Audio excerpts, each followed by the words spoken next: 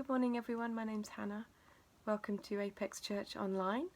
I wanted to encourage us this morning to trust in God and to be able to put our complete trust in Him, because He provides all that we need and will never ever fail you, will never ever let you down. I've been reading in Genesis this week about Joseph. And there is a part in this story that after God has showed Joseph in a dream about the 7 years of plenty and the 7 years of famine, how in the 7 years of plenty Joseph was to gather up all the food, all the extra food, and store it for the 7 years of famine so that people could come to him and he would be able to provide in that harsh time. And there was one part that stood out to me. When all the land of Egypt was famished, this is in Genesis chapter 41, starting from verse 55. When all the land of Egypt was famished, the people cried to Pharaoh for bread. Pharaoh said to all the Egyptians, "Go to Joseph, and what he says to you do." So when the famine had spread over all the land, Joseph opened all the storehouses and sold to the Egyptians, for the famine was severe in the land of Egypt.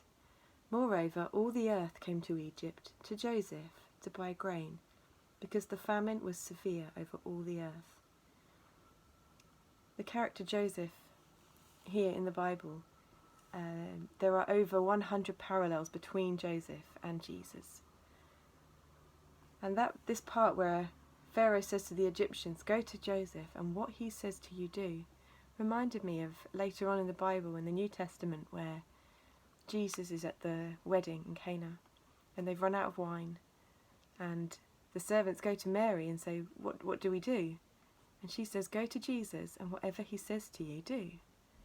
And that's where Jesus performs the miracle where he turns the water into wine.